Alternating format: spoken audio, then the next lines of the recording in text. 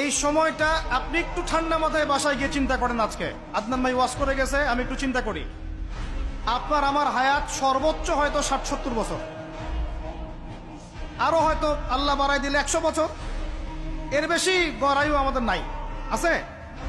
এখন আপনার বয়স কত? কারো ২০, ২৫, ৩০, ৪০, ৫০, ঠিক না? ঠিক। এখন আপনি বাসায় গিয়ে চিন্তা করে দেখেন, যদি আমাদের হায়াত হয় ৬০ বছর, আল্লাহ আমাদেরকে যেন দীর্ঘ নেক হায়াত দারাজ করে না, আমিন। আমাদের ভাইদেরকে, বোনদেরকে, ওলামায়ে কেরামকে, আমাদের নেতাদেরকে, সবাইকে আল্লাহ পাক দীর্ঘ নেক হায়াত দারাজ করে। এখন কথা হচ্ছে, যদি ধরে নেই যে আমাদের হায়াত ৬০ বছর, আপনার আমার বয়স থেকে কিন্তু ৩০, ৪০, ৫০ বছর অলরেডি চলে গেছে। এখন চিন্তা করবেন যে এই সময় যেটা চলে গেল, এই সময়ের মধ্যে আমি কতটুকু নামাজ পড়েছি, কতটুকু রোজা রেখেছি, যাকাত দিয়েছি, কতটুকু হজ ফরজ হয়েছে করেছি কিনা, দিনের পথে আমার অবদান কি, দিনের পথে আমার অবদান কি, আল্লাহর দিনকে যে আল্লাহ সাহায্য করতে বললেন আমি কি করেছি। এই ৬০-৭০ বছরে কত পাপ করেছি হিসাব নাই। এই পাপগুলো লিস্ট করেন, দেখেন চোখ দিয়ে পানি ঝরতে থাকবে। আমার কথায় নারাজ হচ্ছেন? এই পাপগুলো লিস্ট করেন, চোখ দিয়ে পানি ঝরবে, আল্লাহ আমাদেরকে মাফ করে দেন। সবাই বলি আমি। কত কবিরা গুনাহ হয়েছে, কত সগীরা। তবে সন্তুষ্টির কথা এটাই, যদি এটা উপলব্ধি হয় যে না ভুল হয়ে গেছে, আপনি ওযু করে আসেন, ২ রাকাত নামাজ পড়েন, আল্লাহর কাছে ইস্তেগফার করেন, বলেন আস্তাগফিরুল্লাহ আল্লাযী লা ইলাহা ইল্লা হুয়াল হাইয়ুল কাইয়্যুম ওয়া আতুবু ইলাইহি।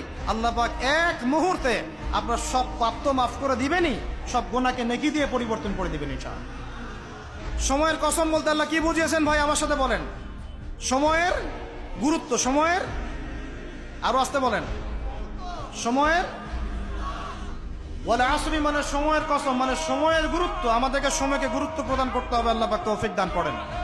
আজকে বাসায় কি করব? হায়াতের হিসাব নিব, কি করেছি এত বছরে, আর কি পাপ করেছি। পাপগুলোর কথা মনে পড়লে তওবা করে ফিরে আসবো ইনশাআল্লাহ। আল্লাহ পাক তৌফিক দান করেন। আর এখন বাকি সময় যতটুকু হায়াত আমাদের বাকি আছে, আমাদের কি কর্তব্য বলেন ভাই? আমাদের কর্তব্য কি এতটুকুই, যেভাবে জীবনযাপন করছি এইটুকুই করব, না আমাদের আরো কোনো কর্তব্য আছে? কথা কি বোঝা যায় না যায়? আমাদের কর্তব্য কি বলেন? ১ নাম্বার, আমরা নিজেরা আগে আল্লাহ পাকের কোরআন এবং নবীর সুন্নতের উপর আমল করবো ইনশাআল্লাহ, রাজি আছি? ২, আমাদের পরিবারকে এর উপরে প্রতিষ্ঠা করবো ইনশাআল্লাহ, রাজি আছি? ৩, আমাদের সন্তানদেরকে কোরআন সুন্নাহ অনুযায়ী বড় করবো ইনশাআল্লাহ, রাজি আছি? ৪, আমাদের অর্থনীতি হবে হালাল কোরআন সুন্নাহ ভিত্তিক, রাজি আছি? ৫, আমাদের শিক্ষা হবে কোরআন সুন্নাহ ভিত্তিক, রাজি আছেন? আমাদের সামাজিক যে সিস্টেম এটা হবে কোরআন সুন্নাহ ভিত্তিক, রাজি আছেন? এর উপরে আমি গেলাম না। সমাজ পরিবর্তন হলে উপরটা এমনি পরিবর্তন হয়ে যাবে ইনশাআল্লাহ, অটোমেটিক্যালি।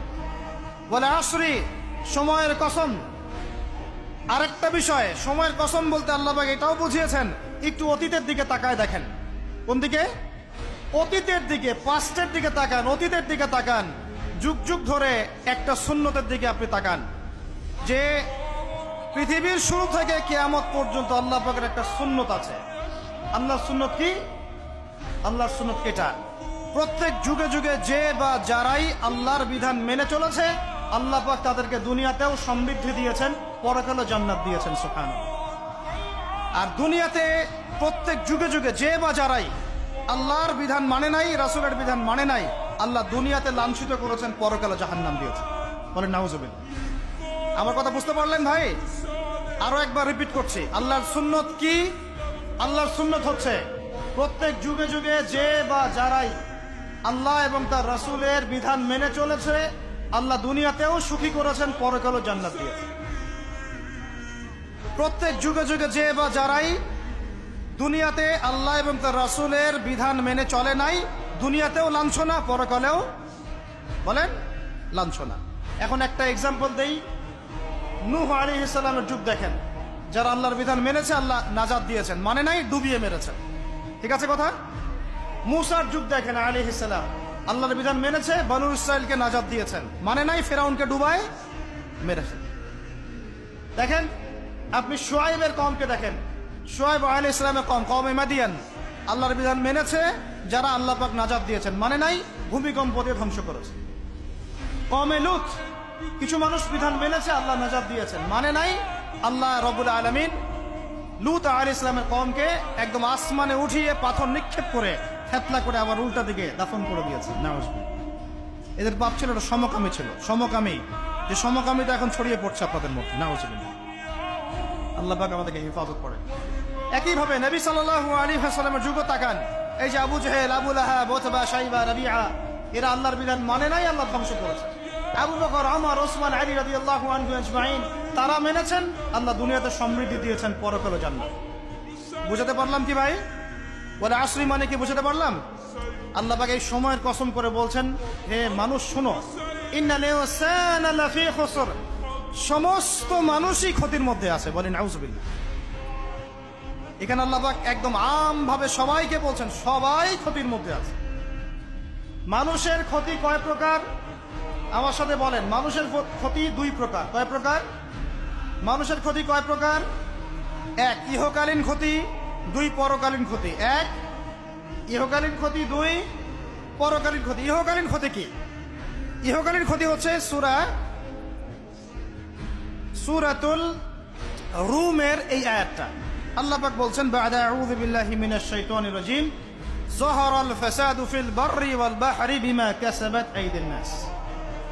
আল্লাহ পাক বলছেন, জলে মানে পানিতে, এবং স্থলে মানে এই যে জমিনে, জলে এবং স্থলে যত বিপর্যয়, অরাজকতা, এই যে আপনারা দেখছেন ফাসাদ, ফিতনা যে ছড়িয়ে পড়ছে, এগুলো মানুষের হাতের কামাই। মানুষের হাতের কামাই। বনভূমি উজাড় করেছে কে? জিন না মানুষ? বলেন। এই পরিবেশ নষ্ট করেছে কে? জিন না মানুষ? বলেন। খাবারে ভেজাল দিয়েছে কে? জিন না মানুষ? অর্থনীতির মধ্যে সুদকে ঢুকিয়েছে, জিন না মানুষ? এই বেপরদামি, জেনা, মাদক কে ছড়িয়েছে? জিন না মানুষ? নামাজ কালাম ছেড়ে দিয়ে পাবজি, ফ্রি ফায়ার নিয়ে কে পড়ে আছে? জিন না মানুষ? বলেন। জিন না মানুষ? আল্লাহর বিধান বাদ দিয়ে শয়তানের বিধান চালু করেছে কে? জিন না মানুষ? যাহারাল ফাসাদু ফিল বাররি ওয়াল বাহরি বিমা কাসাবাত আইদিন নাস।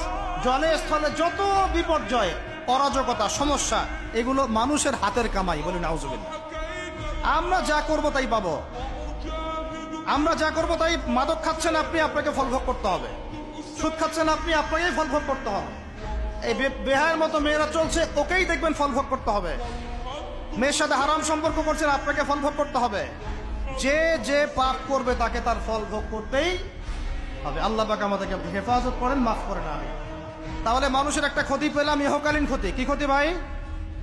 আর দুই নাম্বার হচ্ছে পরকালীন ক্ষতি। পরকালীন ক্ষতি কেমন? এবার বোঝেন।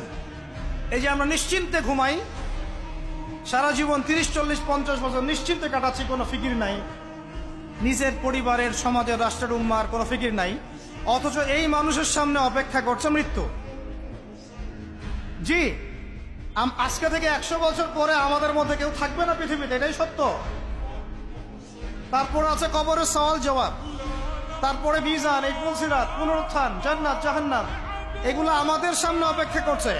আর সেই মানুষ নিশ্চিন্তে বসে বসে মেয়ের সাথে টাঙ্কি মারে। সেই মানুষ বাইক নিয়ে একটা মেয়েকে নিয়ে ঘুরছে। সেই মেয়ে একটা ছেলের সাথে চটপটি ফুচকা খায়। সেই লোক আল্লাহর বিধানকে সরাই দিয়ে শয়তানের বিধান চালু করা শুরু করবে। সেই ব্যক্তি সুদ খাচ্ছে। সেই ব্যক্তি ট্রান্সজেন্ডার এই মতামত প্রমোট করতেছে। হ্যাঁ, সেই ব্যক্তি শিক্ষার মধ্যে ইসলাম বিদ্বেষী বিষয় ঢুকাই দিল। অথচ এই মানুষের সামনে পরকাল অপেক্ষা করছে। একদম টেনে হিস্ট্রি আল্লাহ পাক সামনে নিয়ে দাঁড় করাবেন, দাঁড় করে জিজ্ঞাসা করবেন। তাহলে আমরা কত অপদার্থ, কত বোকা, আমরা কি বুঝতে পারছি ভাই? একটু বুঝতে পারছেন কি? আল্লাহ পাক সূরা আহজাবে এটাও কিন্তু বলেছেন যে ইন্নাল ইনসানা যালুমান জাহুলা ওয়া লাকাদ আরাদনাল আমানাতা আলাস সামাওয়াতি ওয়াল আরদি ওয়াল জিবালা ফাআবাইনা আন ইয়াহমিলনাহা ওয়া আশফাকনা মিনহা ফাহামালাহাল ইনসান। সুবহানাল্লাহ। শুকরিয়া, আল্লাহ পাক মনে করাই দিয়েছেন। আর একটা যদি না বলতে পারতাম, মনের মধ্যে একটা অতৃপ্তি থেকে যাইত। আল্লাহুম্মা লা ইলমা লানা ইল্লা মা আল্লামতানা ইন্নাকা আনতাল আলিমুল হাকিম। আলহামদুলিল্লাহ। আয়াতের অর্থ শুনেন। মানুষ যে জালেম, জাহেল, আমরা যে অপদার্থ, আল্লাহ পাক কি বলছেন শুনুন। আল্লাহ বলছেন, ওয়ালাকাদ আরাদনাল আমানাতা আলাস সামাওয়াতি ওয়াল আরদি ওয়াল জিবাল। আমি ইসলামের এই আমানত, শরিয়াত, কোরআন হাদিসের এই যে আমানতটা,